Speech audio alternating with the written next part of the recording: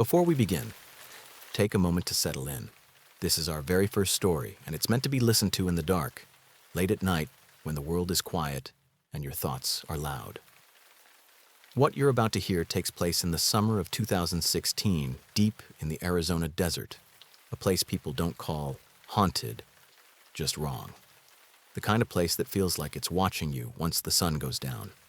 If stories like this make your skin crawl in the best way, consider subscribing for more. There will be plenty. Now, turn the lights down, get comfortable, and let the desert come alive. The desert in Arizona sounds quiet until you're actually standing in it. In the summer of 2016, that quiet felt loud. It was late June, the kind of heat that doesn't leave when the sun goes down.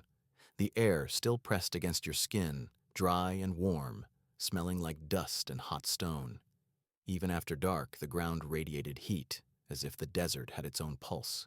There were 3 of us: me, Evan, and Lucas. We were all around 18, fresh out of high school, dumb enough to think we were invincible, restless enough to drive 2 hours off the highway just to say we'd done it. Evan found the spot online, not a campground, not a trail, just a stretch of desert somewhere north of Phoenix where the land flattened out and the stars were supposed to be unreal. People in forums talked about how it felt strange there. Not haunted, just off. Like the place didn't want you lingering. We laughed about it on the drive-in, made jokes, rolled the windows down and let the heat and dust pour inside the truck. By the time we turned off the paved road and onto gravel, the sun was already sinking, turning the sky orange and purple behind jagged silhouettes of rock. When we parked, it was quiet in a way that made you lower your voice without realizing. No wind, no insects, just open desert, stretching forever. We set up camp fast. A small tent, a cooler, and a campfire ring made of stones we dragged together. As soon as the fire caught, the darkness pulled back a little, retreating just beyond the reach of the flames. The fire cracked and popped. Sparks drifted upward and vanished into the black. That's when I noticed how dark it really was. No light pollution, no glow on the horizon. The sky felt huge, like it could swallow you whole. The stars weren't twinkling, they were watching. Evan poked the fire with a stick. "Feels like we're not supposed to be here," he said, half joking. Lucas laughed, but it sounded forced. "Yeah, well, nothing's happened yet." That was the thing.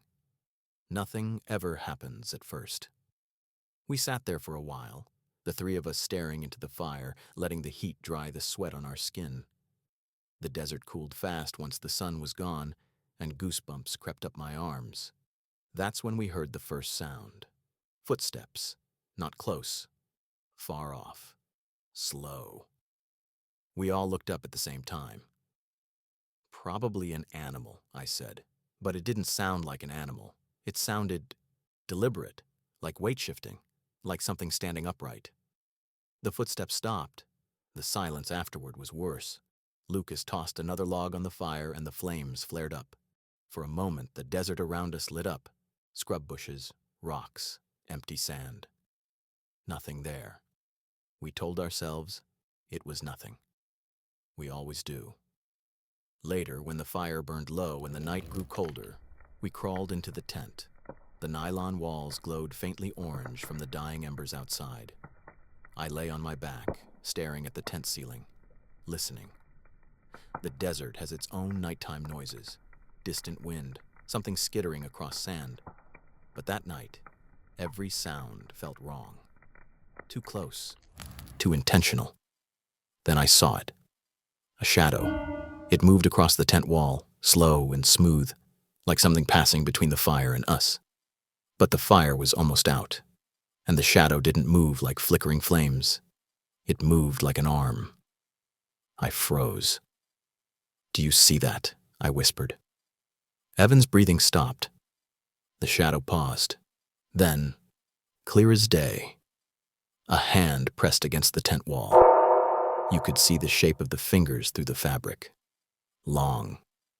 Still. For half a second, none of us made a sound. Then Lucas screamed. The hand vanished.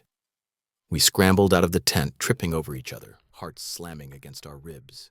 The fire was nothing but glowing embers now, barely lighting the ground. "Run," Evan shouted. We ran. Sand kicked up under our shoes. My lungs burned. The darkness felt thick, like we were pushing through it instead of moving forward. Behind us, footsteps. Fast now. Too fast. I risked a glance over my shoulder. At the edge of the firelight, just before the darkness swallowed him, I saw a man standing still. He wore a hood pulled low over his face. No light caught his eyes. Just a shape.